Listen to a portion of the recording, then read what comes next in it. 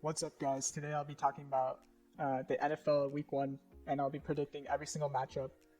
Make sure you guys like this video, it helps a lot, especially as a growing channel. Every single like matters, and obviously, the more likes I get, the more my videos will show up, and hopefully, I can reach out to more people and give them accurate predictions that'll be right more often than not. So, I would like to start off with uh, the first matchup, which is a Thursday night matchup, and it's the Chiefs versus Texans. Usually in matchups like this, the Super Bowl winner wins it 90% of the time. In recent memories, I think the Chiefs beat the Patriots like a couple of years ago, but that's more of an anomaly than a reality.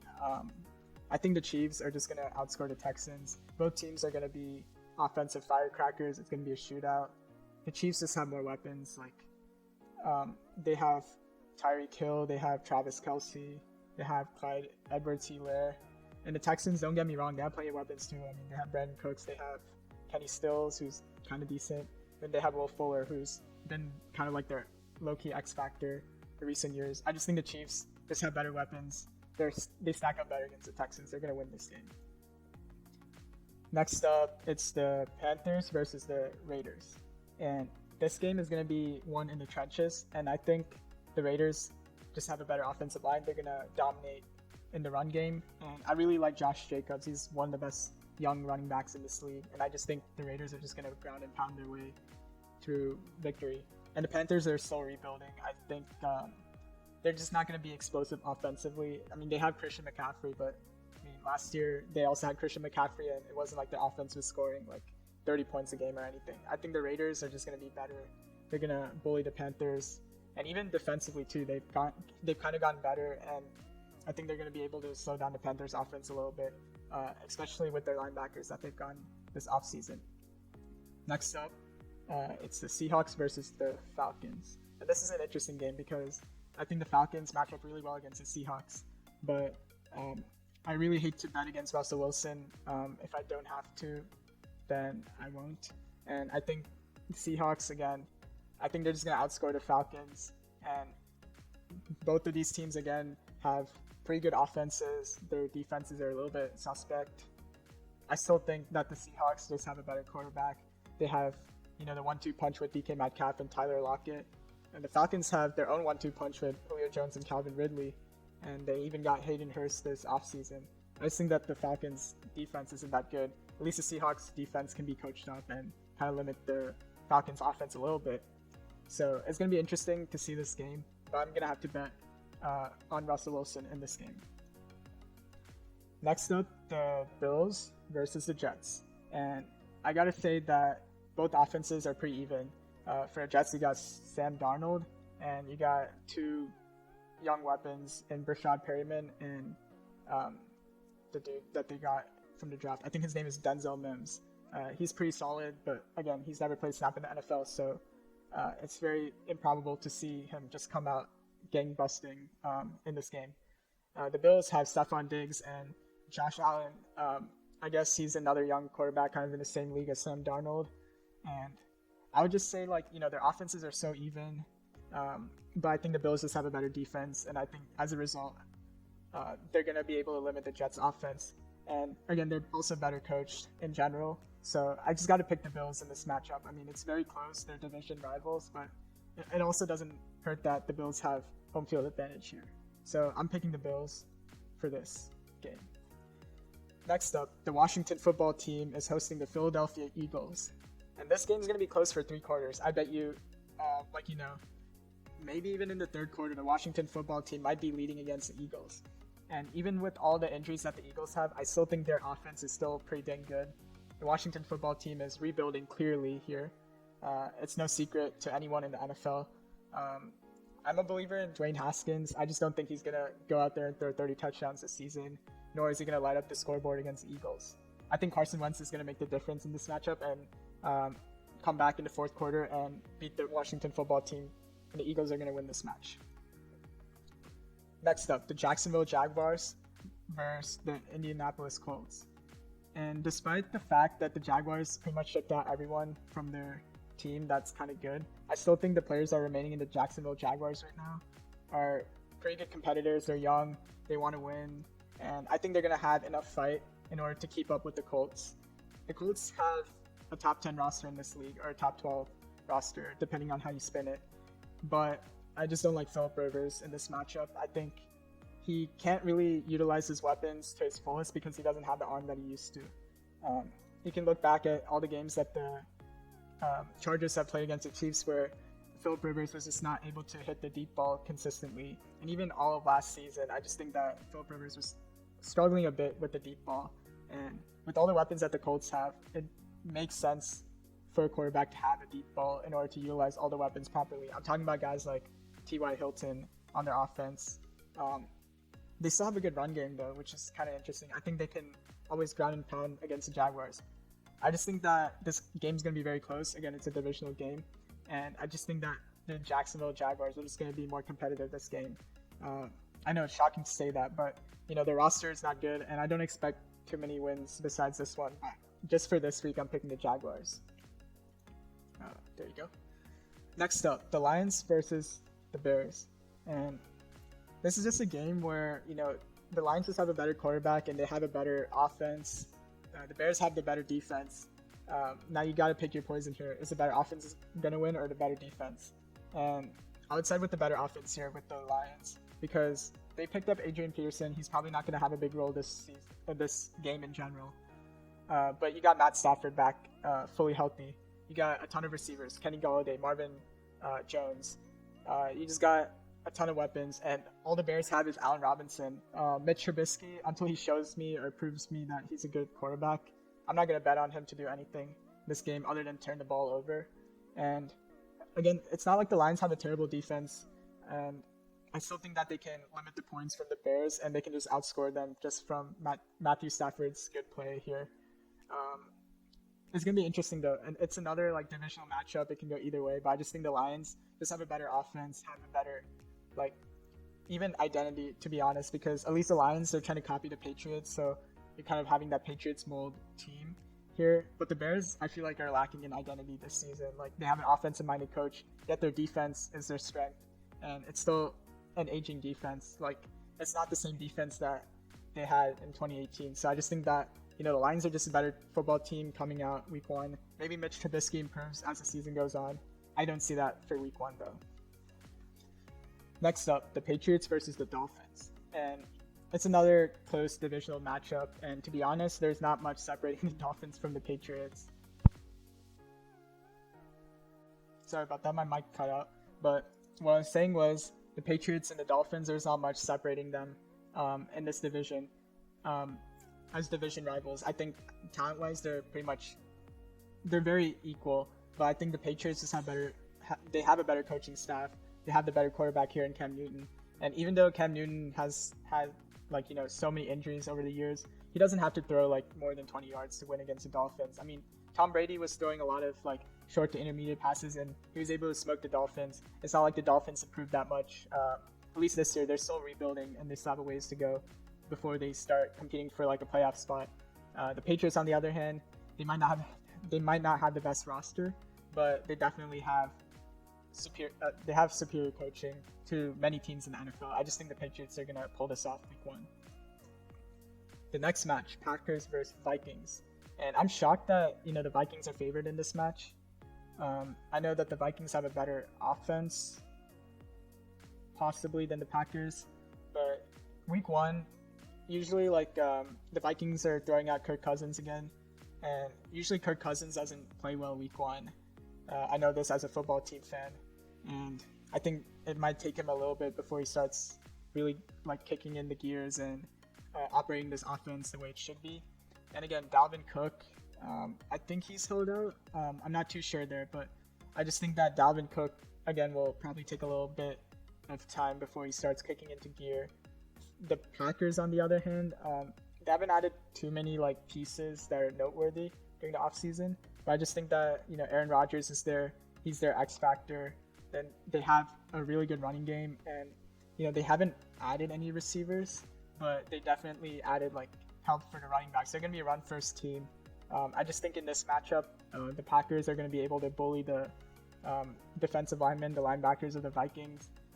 Again, the Vikings have a lot of turnover on defense. It might take them a little bit of time before their defense starts clicking on all cylinders. I just think that, just week one again, Aaron Rodgers is going to play better than Kirk Cousins. And again, I think the Packers offense is going to overmatch the Vikings defense. And I just think that the Packers are going to limit the Vikings from scoring a lot of points too. Their defense hasn't had too much turnover. So I think the Packers are a clear favorite here to win. Next up, I got an upset alert here. So the Browns versus the Ravens. So if there is a time to beat the Ravens, it's usually either early in the playoffs or early in the season. And I think the Browns, they made a lot of changes on offense. I think they're going to play, they're going to run the ball a lot. And I just think that they might even have a better running game than the Ravens, believe it or not. You got Nick Chubb, you got Kareem Hunt, you got a revitalized offensive line. And Baker Mayfield just has to throw and play action, which he can do perfectly fine. The Ravens, again, they're the same team as last year. If anything, they've added more to their run game with the rookie that they drafted this year. I forgot his name, but it'll probably come to me later. I just think that the Browns are just going to come in here and shock the world, beat the Ravens. And this isn't an indicator on how good the Browns are or how bad the Ravens are. I just think the Browns are just going to come in here and beat the Ravens when no one expects them to. It's just one of those things that happens week one. So I'm picking the Browns to win. Let's see. Next up, the Cardinals versus the 49ers. And I got the 49ers to win here. I just think that the Cardinals need more time to kind of click as a team. The 49ers don't have much turnover on their roster. There is one thing that's making me worry about the 49ers team in general, which is the amount of injuries that they have in the receiver position. I still think that they have a ton of periphery options that can step up and provide the impact that they need to. Whether you're talking guys like Kendrick Bourne or I forgot the other dude, Dante Pettis, that dude is super talented. He can just come out there and play, just as good as Deebo Samuel at times. So I think the 49ers are just, they're stacked in the positions that they need to. I mean, they don't have the best secondary, but they don't need to have the best secondary when they have one of the best defensive lines in the league. The Cardinals, I like where they're heading. I just think that their defense is very mediocre or below average. They still have work to do. And 49ers are just a better team. Again, they don't have much turnover on offense or defense. I think they're going to win this game. They're also a better coach team in my opinion. Even though I'm not too low on the Cardinals coaching staff, I just think that they need a little bit more time to gel together and figure out their true identity. So next up, I got the Bengals versus the Chargers, and I got the Chargers to win here. I would say that the key matchup here is the Chargers pass rushers versus Joe Burrow. And I'm betting on the Chargers pass rush to get to Joe Burrow.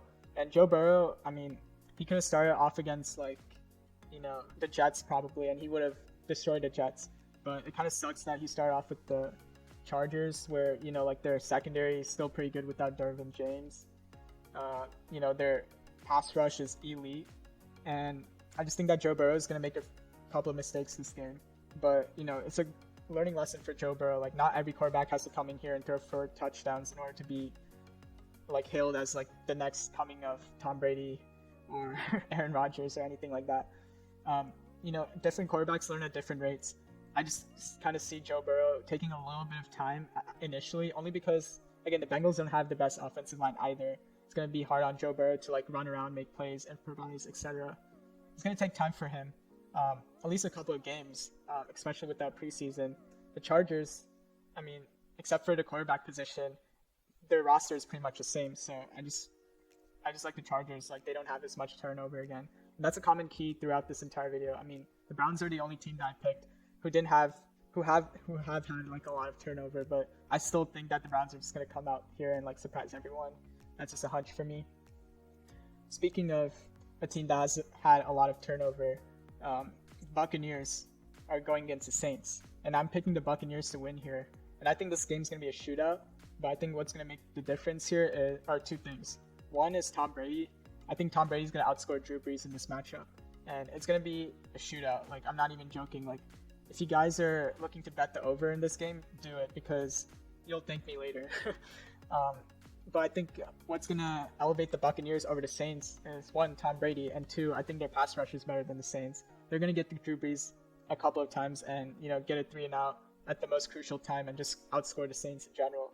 It's going to be interesting though because the Saints, they have a lot of continuity. The Buccaneers have had like a lot of turnover, but when you're getting Tom Brady on your team's going to change for the better, and I think you're going to see that week 1. Also, the Saints usually start off slower than a lot of other teams in week 1, so don't be surprised if the Buccaneers just end up like being the Saints week 1. It might be close, it might not, but I think it's going to be a high-scoring game no matter what. The next game, Cowboys versus Rams, and I'm picking the Rams to win here, and I know I still think the Cowboys are a better team overall. I think they're going to be 11-5, 12-4 team. I just think that week 1, they're probably going to take a little bit before they figure out their identity. And the way that I see this team, the way that I see the Cowboys really going through the season, I think they're going to be 5-4, 5-5, and then they're just going to win 6 straight to win off to end the season. They're going to be 11-5 or 12-4, whatever that may be. But I think it's going to take time for the Cowboys to really figure out. I mean, you got a new coach, you got a new system, you got a new defensive coordinator, you got a lot of things. And even their pass rush, I think it's going to take time before they start really winning games for them. I think that their pass rush has a lot of talent, but just not a lot of they're going to have a little bit of rustiness to them. Guys like Aldon Smith haven't played in the NFL for a long time. The guy who just got reinstated, I forgot his name, but I don't remember his name, but that dude can flat out ball when he's on the field. But again, he hasn't played on the field in a long time. It's going to take a while before he's going to come back and be a great pass rusher for him. I think his name is Randy Gregory. Yeah, I think it's Randy Gregory.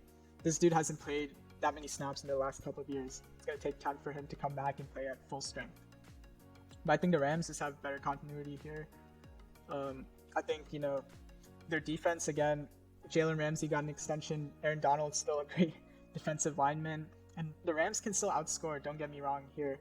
I think they're going to be able to outscore the Cowboys, but it's going to be a very, it'll be a 28-24 game. It's not going to be a blowout or anything. I just think the Rams I think they're going to be a little bit more prepared this game. Next up, the Steelers versus Giants. I got the Steelers to win this only because they have a better defense. I mean, they have a top 3 defense in the league, no question about it. The Giants, again, have a new system. They have things to figure out, and they're kind of in the same mold as the Washington football team where they're kind of rebuilding, and they have a young quarterback who I kind of believe in. I got to see another season before I believe in him, and I got to see consistent progression too. Daniel Jones started off really well, and then he just kind of played solid or below average, and sometimes played well, had some flashes here and there, but I gotta see him play more consistent. I think that the Steelers are gonna get a ton of turnovers this game, and Big Ben's back. He's gonna definitely score his fair share of points, and he's fully healthy too, from what I've heard. So the Steelers offense is gonna be more than good enough to kind of destroy this Giants defense, because the Giants don't have the best defense in the league. They have the worst defense in the league actually. So I just think the Steelers are just a better team overall. They're going to win this game. Last but not least, the Denver Broncos versus the Tennessee Titans. And I got the Tennessee Titans to win. The Broncos, I was really high on them preseason, before training camp and all that. And then I think what really worries me about the Broncos now, and I know it's kind of crazy how far down I am on the Broncos compared to how high I was before. I was calling them Super Bowl contenders at one point.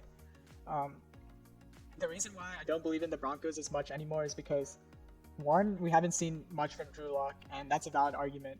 Two, I think Bradley Chubb is a little bit banged up, and Von Miller is out for the season. But even before that, I felt with the COVID situation that he went through, I mean, he lost a lot of muscle, a lot of weight. I just think it was hard for him to recover back to his optimal state and be an all-pro player and whatnot. I think it was gonna take time for him to recover, and the Broncos can't really afford that. The Titans, on the other hand, they pretty much had the same roster if you think about it. I mean, the only thing they added was Jadeveon Clowney, which they did recently. This dude is only gonna add to their team, add to their pass rush. The Titans are a scary team now, because before I saw the Titans as a very above average team. They can get beat by a team that plays well, but they can also beat a lot of teams that are not playing the best. All of a sudden with Jadeveon Clowney, you can almost guarantee that the Titans will have an elite defense, and their offense is going to be very good. Their formula is pretty simple: just run it with Derrick Henry and throw play action with Ryan Tannehill. And I honestly think that the Titans are going to be able to do that against the Broncos to a really high level. I think they're just going to outscore the Broncos. And the Broncos, again, like, to have a chance of making it to the playoffs, they got to bank on like a push like later in the season, kind of like last season where, like, they won a lot of games towards the end. It's just that the Broncos, I just have a lot of question marks for them right now. And the Titans, they're pretty much the same team that made it to NFC championships or AFC championships. They're just going to be a better team overall. And yeah, that's all I got. I mean, please, like, comment down below if you guys have any opinions. I'm trying to be as fair as possible to all the teams. And again, like, I was pretty bold with the Browns versus Ravens one and the Colts versus Jaguars one. But I'm not like a hater of any teams. Like, in fact, like, I praised the Cowboys a lot in this video, and I'm a football team fan. This will give you guys perspective.